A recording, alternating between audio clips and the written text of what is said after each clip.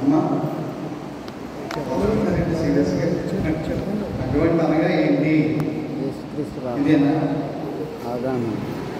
అటువంటి అనగా ఆగమనము, దేవుని యొక్క రాకడ సమయము, అటువంటి మండల కాలము. యేసు ప్రభు మొదటి రాకడ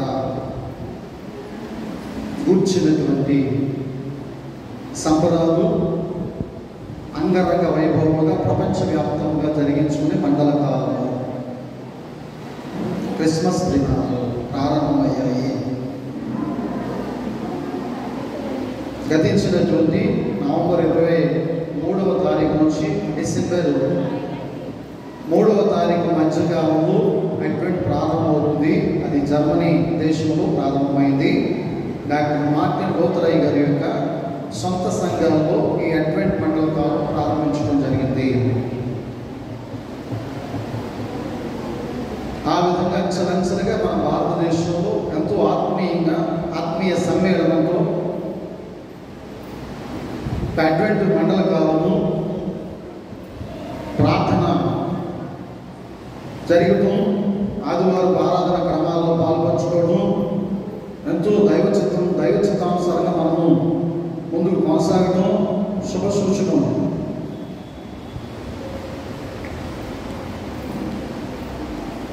అంశము మనుషు కుమారుని రాకడకు సిద్ధపాటు. ఉపధ్య గ్రంథము 1వ అధ్యాయము 21వ వచనంలో దేవుని రాజ్యము సమీపమాయనని తెలుసుకొనుడి మూల వాక్యం. ఉపధ్య అధ్యాయము 1వ అధ్యాయము 21వ వచనంలో దేవుని రాజ్యము సమీపమాయనని తెలుసుకోండి.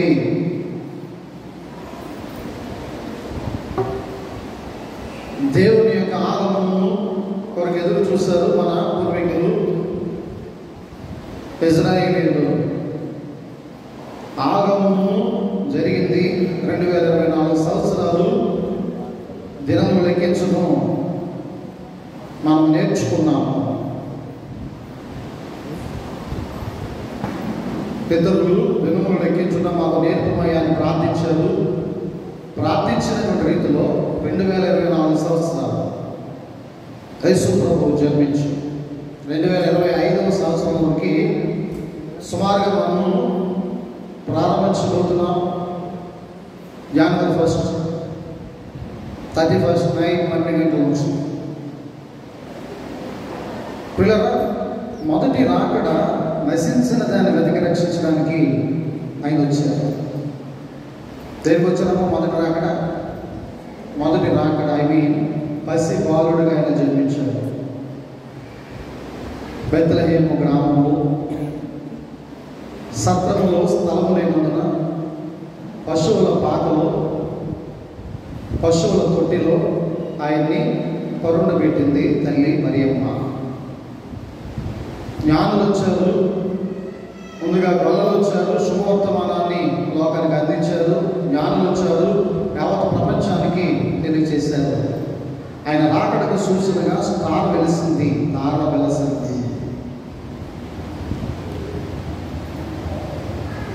ఆయన మొదటి రాకడకు సూచనగా ఏం వెలిసిందమ్మా? తార వెలసింది. ఇప్పుడు మనము ఆయన మొదటి రాకడను ధ్యానం చేస్తూ రెండవ రాకడ కొరకు ఎదురు చూస్తూ ఉన్నాము. ఆయన మొదటి రాకడను మనము ధ్యానం చేస్తూ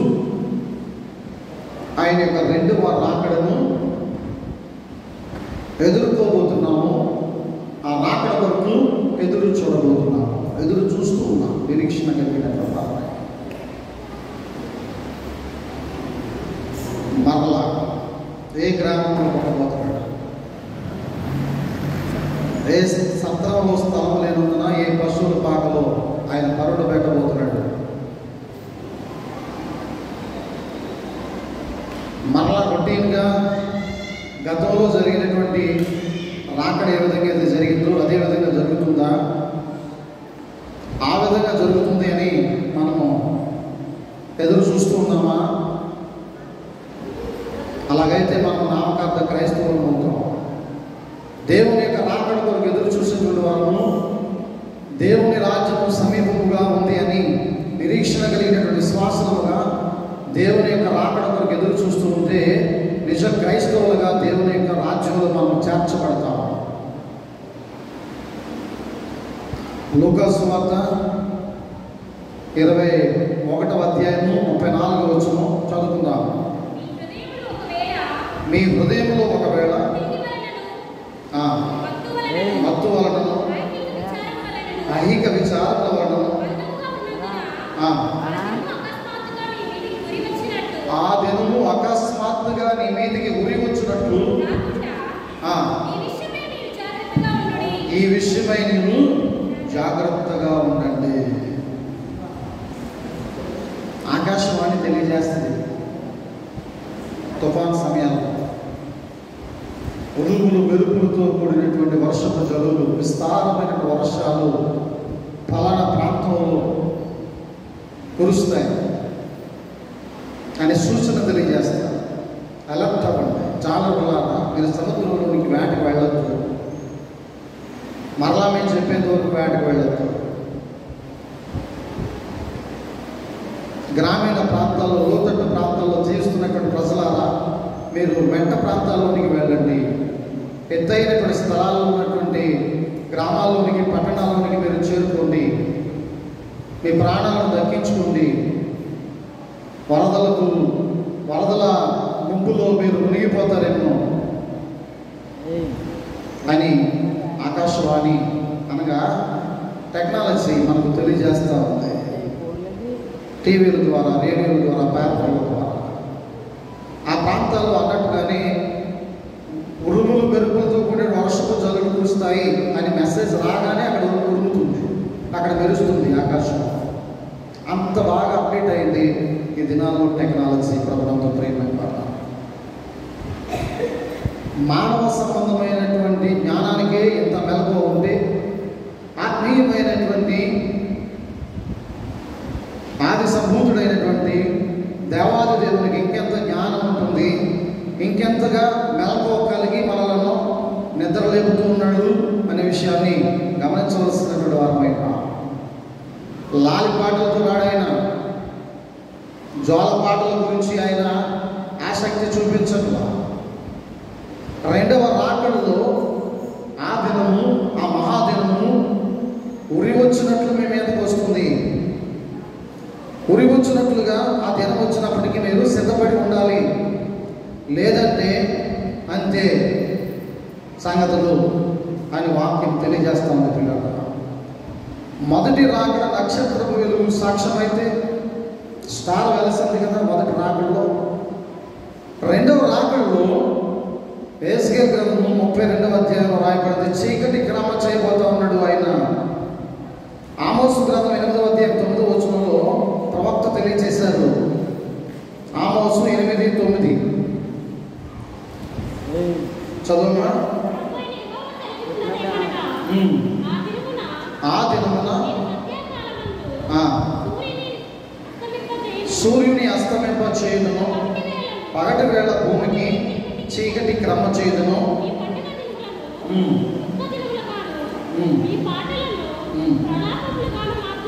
చాలు, మీ పాటలు ప్రలాపాలైపోతాయి, మీ కీర్తనలు మౌన రాగాలు అయిపోతాయి, విలాప రాగాలు అయిపోతాయి. నేను అలా మారుస్తున్నాను. మీ పాటలు, మీ రాగాలు అన్నీ కూడా విలాప రాగాలు అయిపోతాయి, కన్నీటి పర్యంతమైపోతాయి. ఆ దినమున మధ్యాహ్నం 1 గంటకి నేను సూర్యుడిని కాస్త రెస్ట్ తీసుకోవయ్యా అంటాను. ఓ గ్రామ, ఓ సూర్యగ్రామ, రెస్ట్ తీసుకునే సమయము అయిపోయింది చాలు అని స్విచ్ కట్టేస్తాను, లైట్ అయిపోతుంది.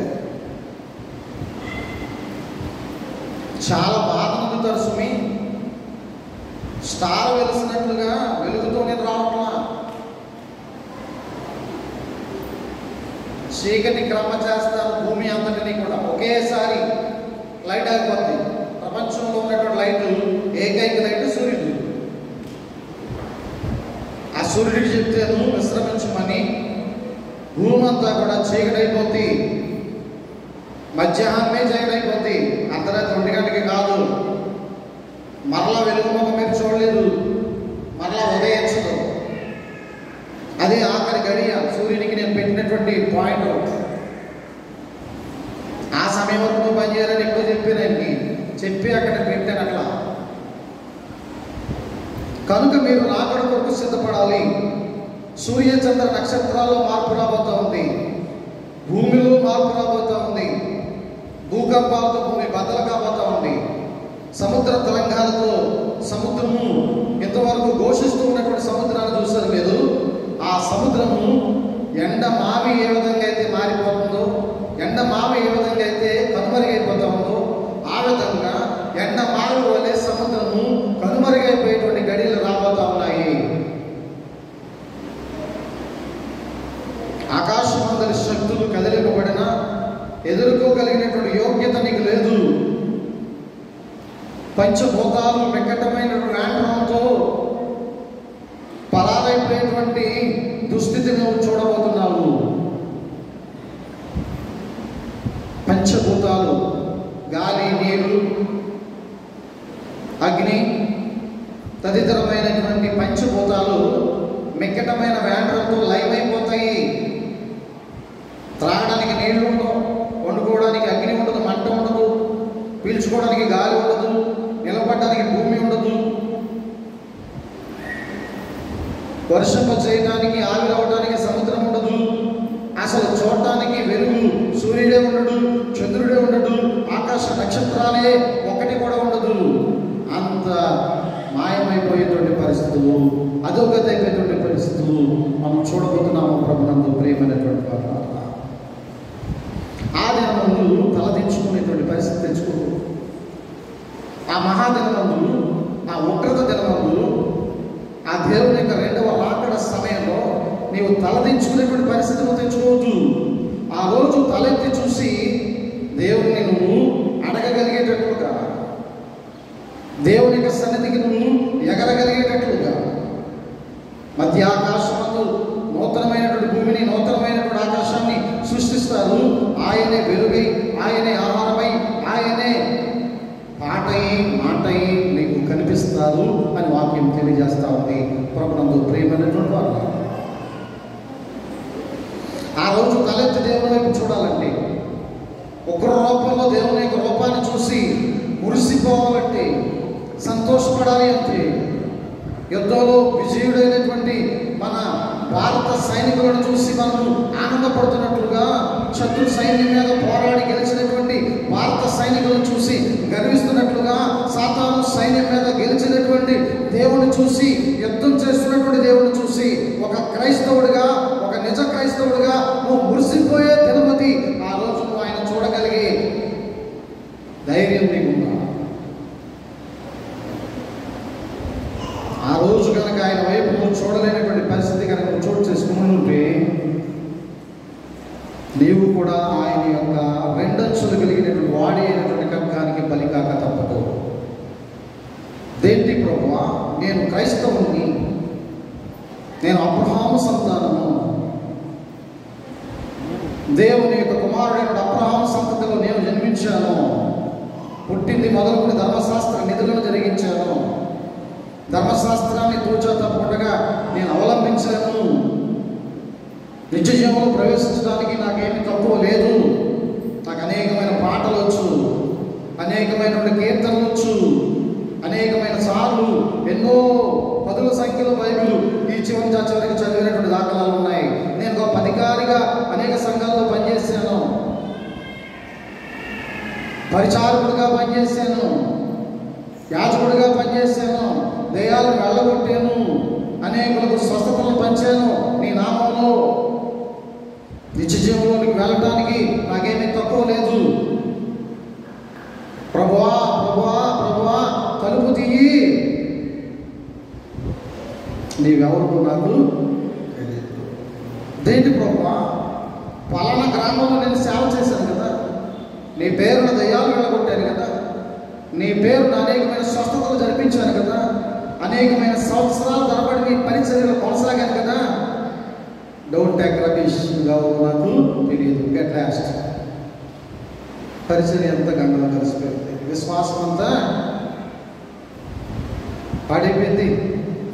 ఎందుకని ప్రియులారా ఆలోచన చేస్తే, సిద్ధపాటు కలిగినటువంటి మనస్సుతో దేవుని ఆరాధించలేకపోవడమే. ఏదో యాత్రికంగా సైక్లింగ్, వెళ్ళాలి వెళ్ళాం, రావాలి వచ్చాం, కూర్చోవాలి కూర్చున్నాం, చదవాలి చదివాం, చెప్పాలి చెప్పాం, పాడాలి పాడాం, ఉండాలి లేవు.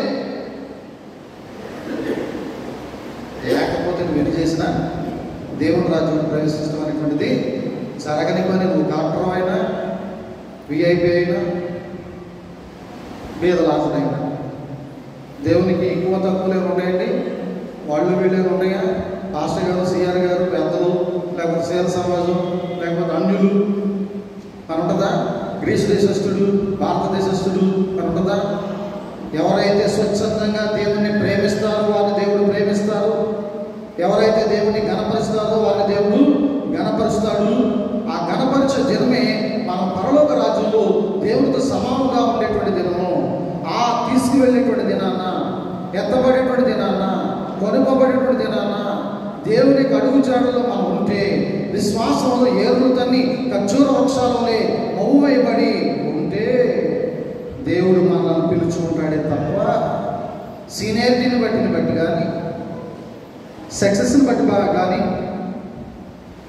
గొప్పగా మనం ప్రవీణులు అని పేరొందినటువంటి ఖ్యాతిని బట్టి కానీ, ఎక్స్పీరియన్స్ చాలా సంవత్సరాలు నేను దేవుళ్ళు గడిపాను, చాలా చోట్ల నేను దేవుని వాక్యం అందించాను, అవన్నీ కూడా Boost is secret of smile. తెలుగులో మీకు అర్థమయ్యేలా చెప్పాలంటే సొల్లు. ప్రభునందు ప్రియమైనటువంటి వాళ్ళారా, దేవుళ్ళు వచ్చి ఎన్ని సంవత్సరాలు అయింది కాదు, హృదయానుసారుడైన మనుష్యుడిగా దేవుని చేత ఎన్నిక కాబడి ఎంత సమయమైంది.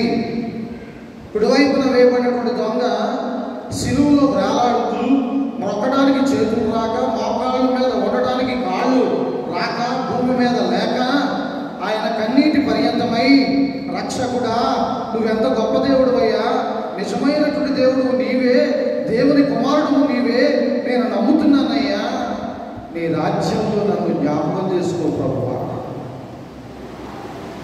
పశ్చాత్తాపంతో, కన్నీటి పర్యంతంతో, చిత్తశుద్ధితో, హృదయ శుద్ధితో చేసినటువంటి దొంగతనాలన్నిటినీ కూడా ప్రభు క్షమించేటువంటి విధంగా ఆయన యొక్క సన్నిధిలో ఆయన యొక్క ఆత్మ ఒరిగిపోయింది. ఆయన పాద సన్నిధిలో కుమ్మరించాడు. ఆయన కన్నీటిని నాట్యముగా మార్చాడు. నేడే నీవు పరదేశంలో ఉందుకో. దొంగ కదా, వాక్యం చెప్పలేదు, ప్రార్థన చేయలేదు, బైబిల్ చదవలేదు, పాటలు పాడలేదు, ఏమీ తెలియదు, ఏమీ రాదు.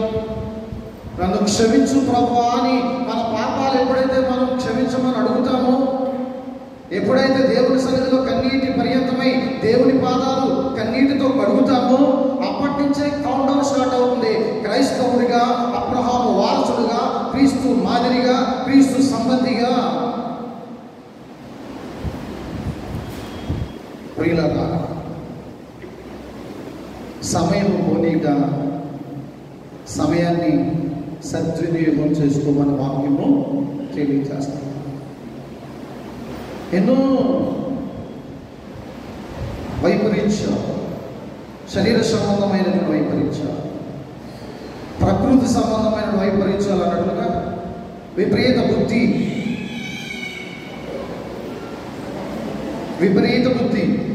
వద్దు వద్దు వద్దు వద్దు అని దేవుడు చెప్తా ఉంటే, ఆ వద్దు అనేటువంటి హద్దును దాటేసి దేవునికి వ్యతిరేకంగా జీవించినటువంటి సమయాలు ఎన్నో మన జీవితాల్లో, మాటలో, నడకలో, భావాల్లో, మానసికమైనటువంటి హెచ్చు తగ్గుల్లో, నేనైనటువంటి అతిశయాల్లో, శరీర ఆశలో, నేత్రాశలో, జీవపు డబ్బుల్లో ఎన్ని మార్లు దేవుని దుఃఖపరిచావు, ఎన్ని మార్లు దేవుని నుంచి నువ్వు క్రిందికి పడిపోయావు. ఆనాడు లూసిఫరు పరలోకం నుంచి క్రిందికి భూమి మీదకి గెట్టి వేయబడినట్లుగా, నెట్టి వేయబడినట్లుగా ఎన్ని మార్లు దేవుని రాజ్యంలో వచ్చి, అనగా దేవుని యొక్క సన్నిధి నుంచి, దేవుని వాక్యం నుంచి, దైనందినటువంటి దేవుని కృప నుంచి ఎన్ని మార్లు నువ్వుగా నెట్టివేయబడ్డావు.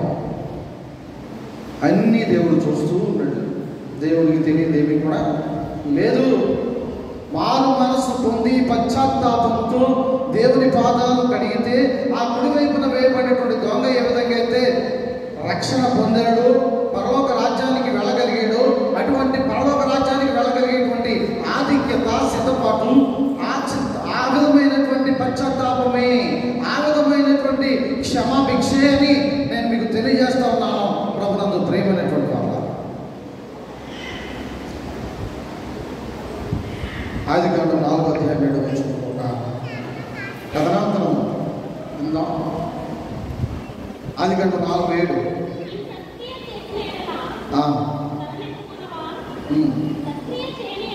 సత్క్రియ చేయని ఎడల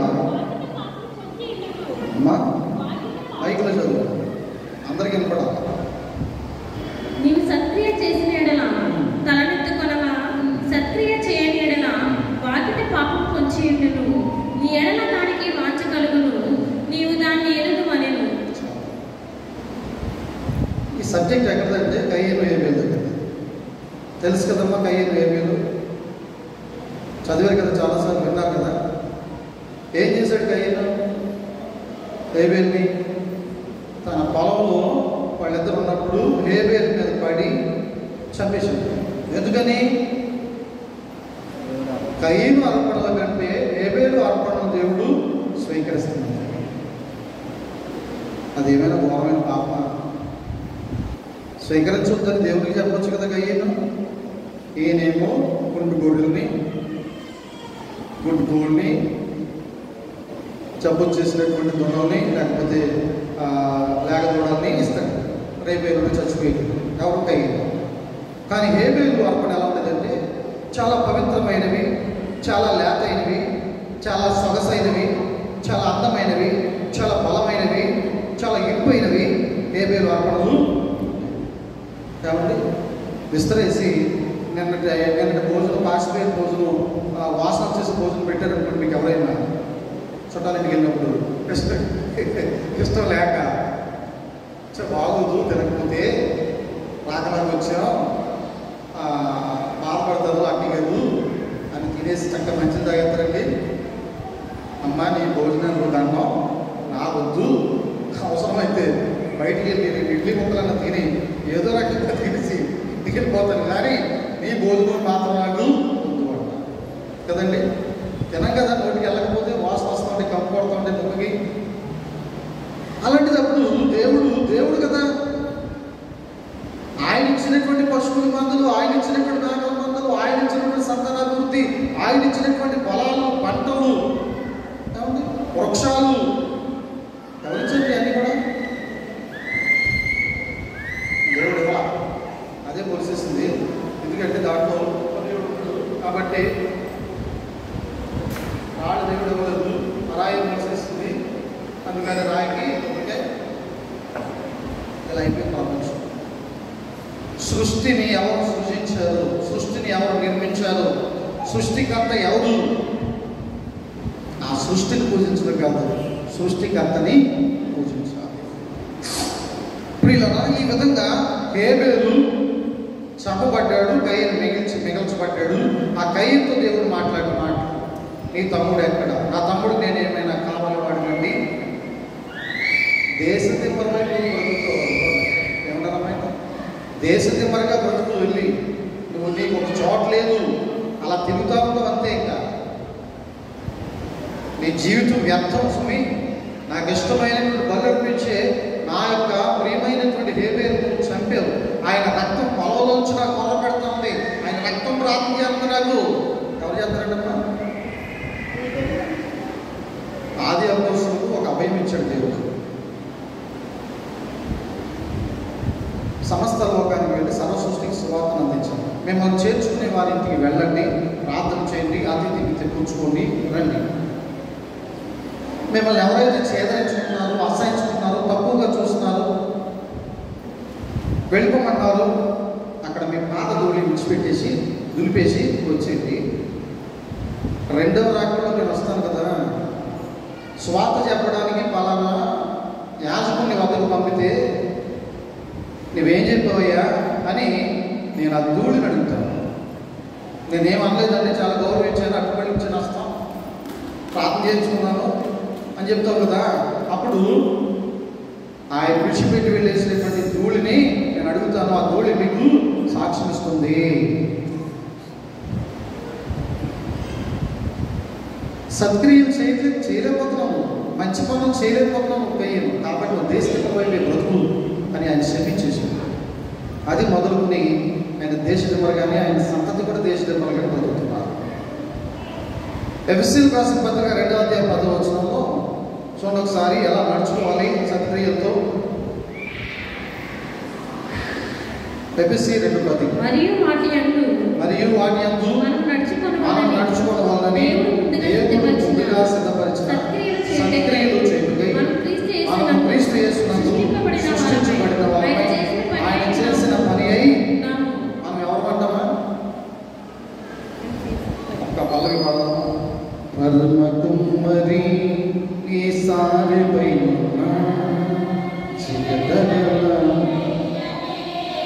గట్టిగా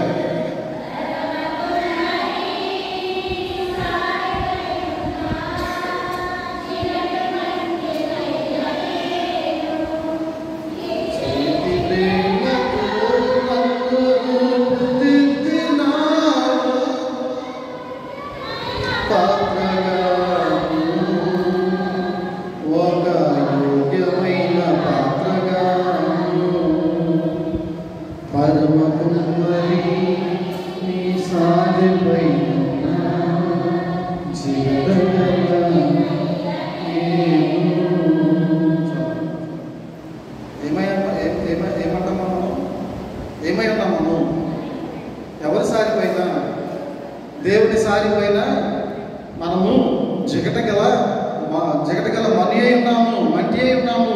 ఆయన చేతి వ్రేళ్లతో మనల్ని చేశాడు. ఆయన దయతో చేశారమ్మా, ఆయన చేతి వ్రేళ్లతో మనల్ని సృష్టించాడు. ఆయన చేతి వ్రేళ్ల చేత మనము సృష్టించబడ్డాం. ఎలా అంటారా? ఆదాముని ఎవరు చేశారు? ఆడుకునే పిల్లలు డాక్టర్ చేసినట్లుగా చేయలేదా ఆదాముని? ఏమండి, ఆడుకునే పిల్లలు డాక్టర్ బొమ్మలు బొంగరాలు చేసుకున్నారు కదా, అలా మట్టితోటి ఆదాముని తయారు చేయలేదా? ఆయన చేతి వ్రేళ్లతోనే కదా ఆనాడు మానవ నిర్మాణానికి ప్రధానకర్త అయినటువంటి వ్యవస్థాపకుడైనటువంటి ఆదామును దేవుడు తన చేతి వ్రేళ్లతో సృష్టించాడు. అదే కర్మాగారంలో మనం జన్మిస్తున్నాం.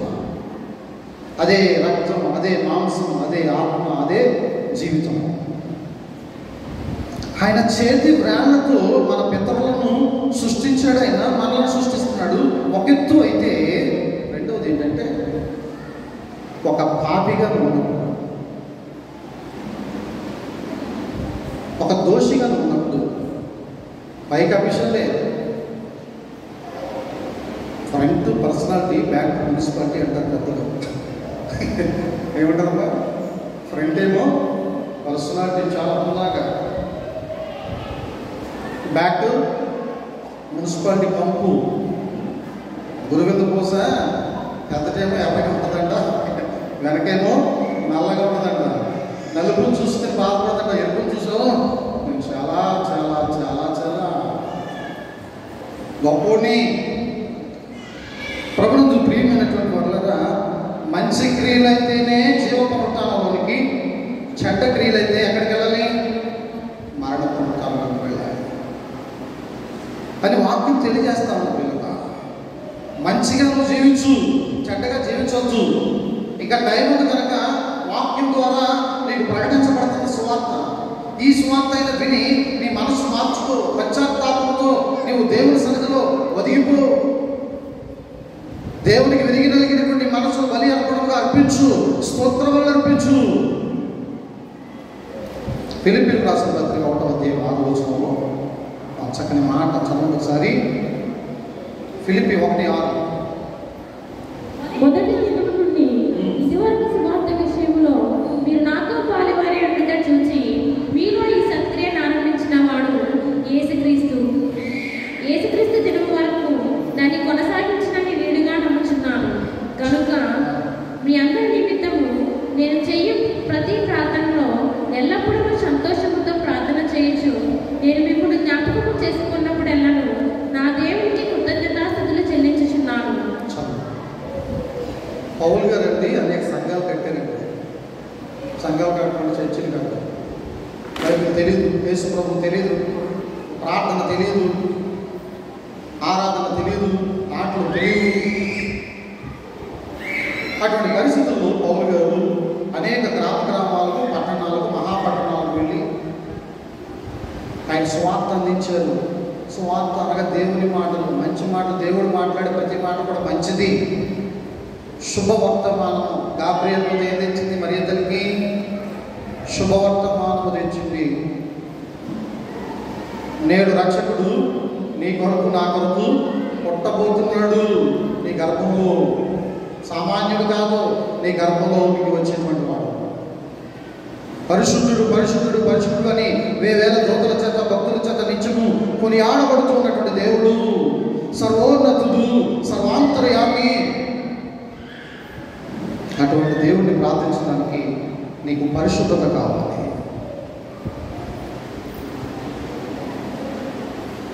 నీ అలవాట్లు, నీ పోకడ, నీ అభిరుచులు, నీ విసుగుదల, నీ హెచ్చింపు స్వభావం, నీ ఐహిక విచారాలు ఏమైనా ఉంటే వాటిని ఈ రోజు విడిచిపెట్టు. దేవుని రాకడ ఎప్పుడో తెలీదు, దొంగ వలే వస్తుంది. ఆ గడియ యేసు ప్రభు యొక్క పరలోక రాజ్యం ఉన్నటువంటి దూతలకు సైతం తెలియదు అని వాక్యం తెలియజేస్తూ ఉంది. వేషధారణ భక్తిని కొనసాగిస్తే పరలోక రాజ్యం వెళ్ళిపోతామేమో అనుకుంటే అది ఎంతవరకు వాస్తవం? నేను పరిశుద్ధుడు కనుక మీరు కూడా పరిశుద్ధులై ఉండండి దేవుడు చెప్తాను. లోక 21:29 అంటారు, అంజూరపు వృక్షము ఆకులతో చూడండి ఒకసారి. లోక 21 మరియు ఆయన వారికి ఉపమానం చెప్పాను. అంజూరపు వృక్షమును సమస్త వృక్షములను చూడండి, సమస్త వృక్షాలను చూడండి, అవి చిగురించుట చూచి వసంతకాలం ఎప్పుడో సమీపమాయను మీ అంతటి మీరే తెలుసుకుందరు కదా. చాలు. ఏమండి, మామిడి చెట్లు చిగిరేస్తాయి కదా, పోస్తాయి కదా, కోకిలలు అని పోస్తాయి కదా. దాన్ని ఏమంటారంటే వసంతకాలం. అలా పూస్తుంది అంటే ఇది వసంతకాలం. తన కాలం ఫలమిచ్చే చెట్టు అది. దేవుడు ఎలా సృష్టించాడో దాన్ని? తన కాలం ముందు ఆకువాడక ఫలమిచ్చే చెట్టు. దేవుని మీద నమ్మకం ఉన్నటువంటి వారు, దేవుని విశ్వసించినటువంటి వారు, దేవునిలో తనదైనటువంటి జీవితాన్ని జీవిస్తూ ఉన్నటువంటి వారు ఆకువాడక తన కాలం ముందు ఫలమిచ్చే చెట్టు వలె పచ్చగా ఉండటమే కాదు, అనేకులకు ఫలాలు ఇస్తారు. ఫలాలు ఇచ్చే చెట్టుగా ఉంటాం. ఫలాలు ఇచ్చే చెట్టుగా ఉండాలంటే మారు మనసు పొందాలి. పశ్చాత్తాపంతో దేవుని సన్నిధిలో దేవుని పాదాలని కన్నీటితో ప్రతిరోజు కడగాలి. నీ హృదయాన్ని దేవుని యొక్క రక్తంతో కడుక్కోవాలి. దేవుని యొక్క పరిశుద్ధమైన రక్తం చేత ఉదక స్నానం చేయించాలని హృదయాన్ని. అబ్బాయి ఏడితే ప్రెస్టేజ్ డ్యామేజ్ అయిపోతుంది. ఏమైపోతాడు?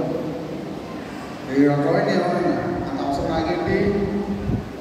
ఆడబోతు పని లేదు, ఆయన ఎత్తాడండి. ఎవరి పని ఎత్తాడు? పుట్టించినోడు పోషించడండి. ఆయన పని అది. నా పని ఏంటి? నా కడుపే నా దేవుడు. ఏంటమ్మా నా పని?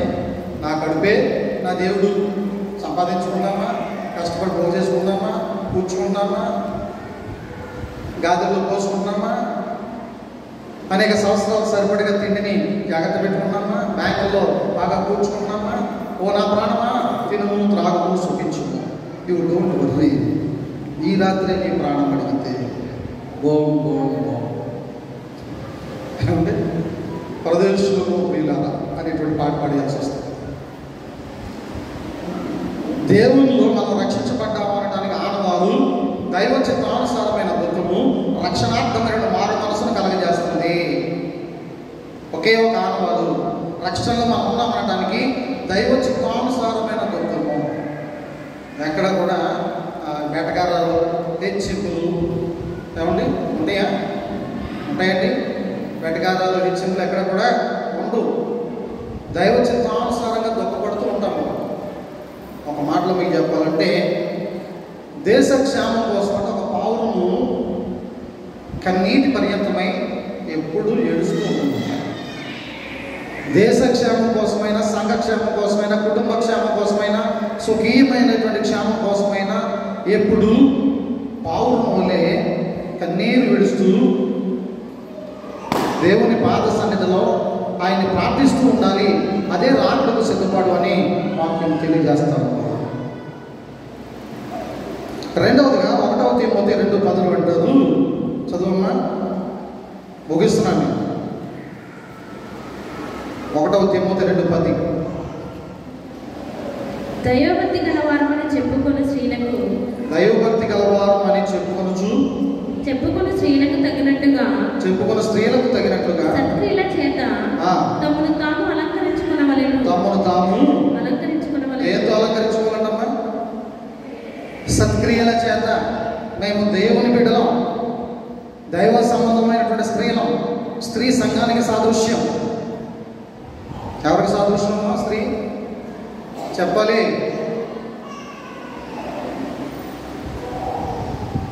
గుళ్ళకి గోపురాలకు వెళ్తున్నట్లుగా అకేషనల్గా మనం వేరే డెనామినేషన్స్కి వెళ్తాం.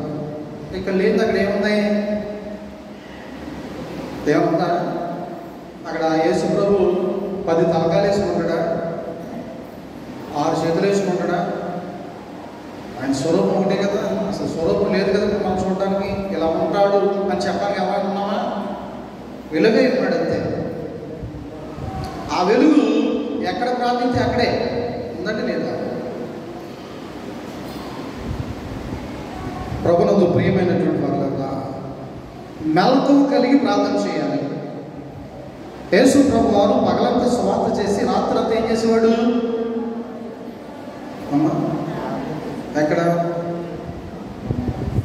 ఏ తోటలో? గెత్సేమనే తోట.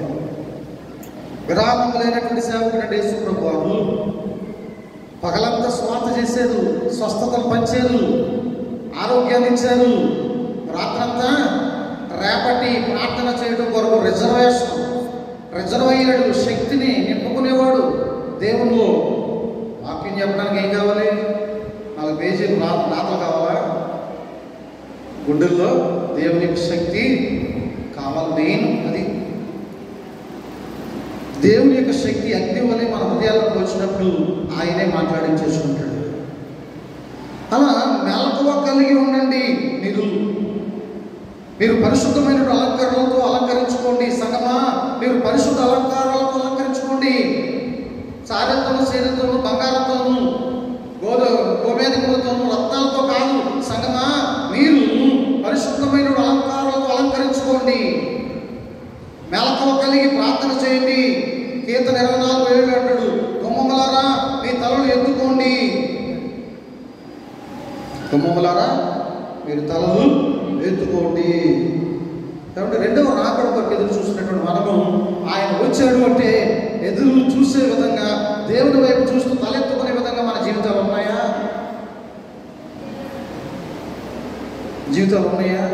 దేవుని రాకడ కొరకు నేను ఎదురు చూస్తున్నాను. I'm get ready. ప్రభునందు ప్రేమైన వారు, కాలయాపన ఇంకా మంచిది కాదు. కాలము సమీపమైందని వాక్యం తెలియజేస్తా ఉంది. ఇర్మియా 24:1 అంటాడు, 2 గంపలను చూపిస్తున్నాడు. యెహోవా మందిరం ఎదుట 2 గంపలను చూపించడం జరిగింది. ఒక గంపలో పక్వమైనవి ఉన్నాయి, రెండో గంపలో జబ్బువి ఉన్నాయి. దర్శనం అంటది ఇర్మియా గారికి. దేవుని మందిరం ఎదుట 2 గంపలు. ఒక గంపలో చూస్తే బాగా మంచి పళ్ళు ఉన్నాయి, ఫలాలు ఉన్నాయి. రెండో గంపలో చూస్తే దుర్వాసన కొట్టే పాడైపోయినటువంటి పళ్ళు ఉన్నాయి. సంఘాల్లో 2 రకాలైనటువంటి విశ్వాస జనాంగాలు ఈ యొక్క మాటలను బట్టి మనకు అర్థమిస్తూ ఉన్నాయి. ప్రభునందు ప్రియమైన వాళ్ళ నతానియేలు దేవుడు చూశాడు. చెట్టు క్రింద ప్రార్థన చేస్తూ ఉండగా నతానియేలు యేసు ప్రభు చూశాడు. యేసు ప్రభు ఎక్కడ ఉన్నాడప్పుడు? నతానియేలు ఉన్నటువంటి ప్రదేశాలు ఆయన ఉన్నాడా అంటే వెళుతూ వెళుతూ చూశాడా? ఫిలిప్పు నతానియేలు యేసు ప్రభు పరిచయం చేయడానికి తీసుకొచ్చాడు. ఫిలిప్పు యేసు ప్రభుతో మాట్లాడుతున్నాడు. అయ్యా, ఈయన నతానియేలు చాలా దైవభక్తి కలిగినటువంటి వ్యక్తి. ఫిలిప్పు నతానియేలు అయిపోయారు. ఆయన పలానా చెట్టు కింద, పలానా గ్రామంలో, పలానా చెట్టు కింద ప్రార్థన చేస్తూ ఉన్నప్పుడు నేను ఆయన్ని చూశాను. ఏమ్మా, దేవుడు మన ప్రార్థనలను వినడమే కదంట, చూస్తున్నాడంటే మనం వింటామంతే. మన ప్రార్థన దేవుడు ఏం చేస్తున్నాడు? వింటున్నట్లుగా లేఖనాలు మనకు తెలియజేస్తూ ఉన్నాయి. ప్రభునందు ప్రియమైనటువంటి వారు, నతానియేలు చెట్టు కింద ఉన్నప్పుడు చూసినప్పుడు ఎపిఫానియా లోదన దేవాలయంలో ఉన్న నిన్ను నన్ను చూడలేదా దేవుడు? ఒకసారి చూశాడు, ఒకసారి ముద్రించబడ్డాం దేవుని ఆత్మ చేత. మరొక ప్రదేశానికి వెళ్ళవలసిన ఆవశ్యకత ఏంటి? ఎందుకు ఏర్పడుతుంది?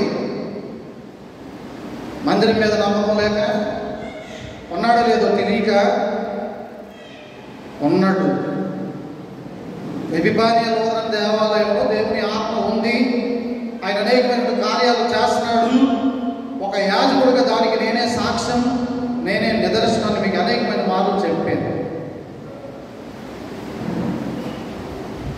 ప్రభురాత్మ సంస్కారంతో ఆరాధనలో పాల్పంచుకునేటువంటి ప్రతి ఒక్కరికి ప్రత్యేకమైన మనవి, దేవుని మీద నమ్మకంతో ఆ బలంలో చేతులు వచ్చింది. యెరూషలేములో తీసుకుంటేనే బల్ల కాదు, ఎపిఫానియా లోదన దేవాలయంలో తీసుకున్న పల్లె. మేము నిష్ఠాగరిష్టంతోనే సేవ చేస్తున్నాం. ఆత్మీయమైన వైరాగ్యంతోనే దేవుల్లో ముందుకు అడుగులు వేస్తున్నాం.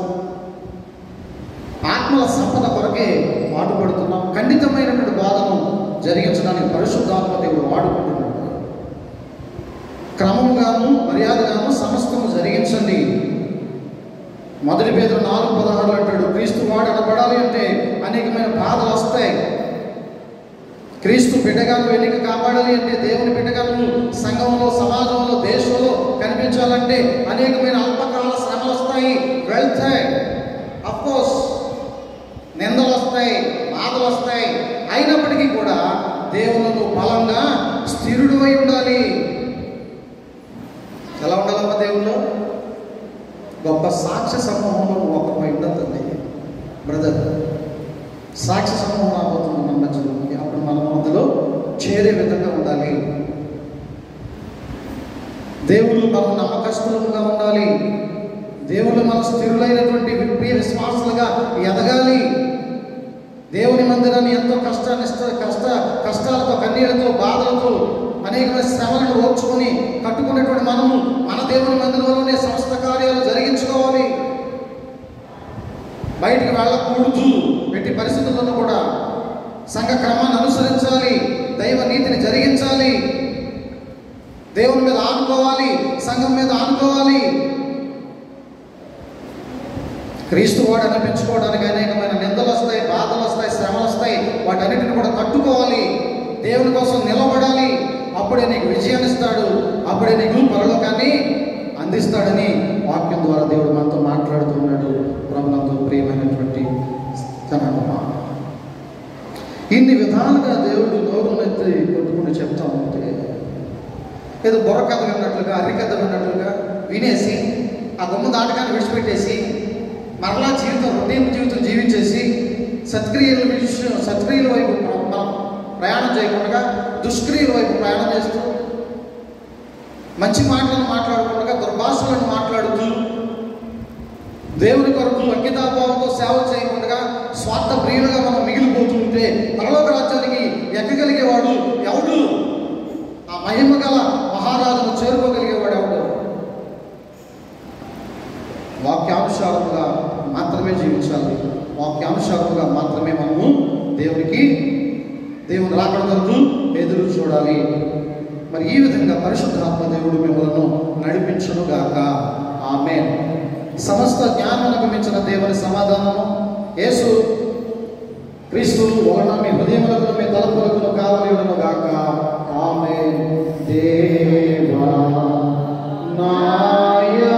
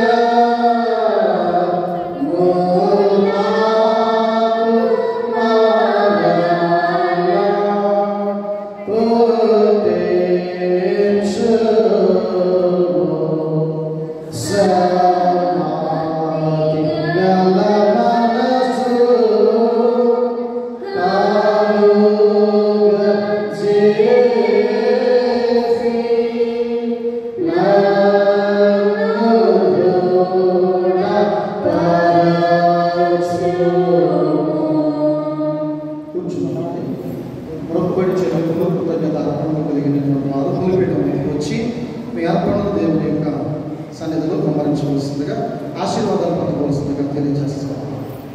కృతజ్ఞత నాలుగులు మొక్కుబడి చెల్లింపు కలిగిన వారు పులిపీఠం వద్దకు రండి. మీ అర్పణలు అర్పణ ఫలంలో వేసి దేవుని ఆశీర్వాదాలు పొందుకొని వెళ్ళండి.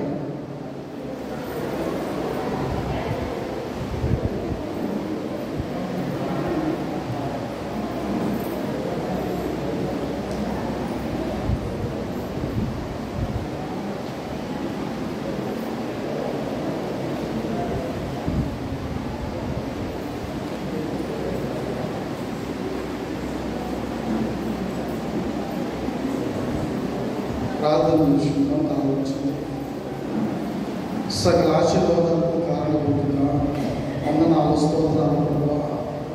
ఈ ఉదయ మధ్యాహ్న కాల సమయాల్లో వల్లపడి పిపానీయ బోధన దేవాలయంలో ప్రభువా నీ ప్రియ బిడ్డలు గుప్పెళ్ళు విప్పి కృతజ్ఞత కానుకలు మొక్కుబడి చెల్లింపులు ఇచ్చారు ప్రభువా. చెల్లించినటువంటి బిడ్డలను బట్టి ప్రత్యేకించి ప్రార్థిస్తున్నాను. ప్రతి ఒక్కరి యొక్క శిరస్సు పైన ఆనంద తైలమును కుమ్మరించండి. ప్రతి ఒక్కరికి దీవెనలు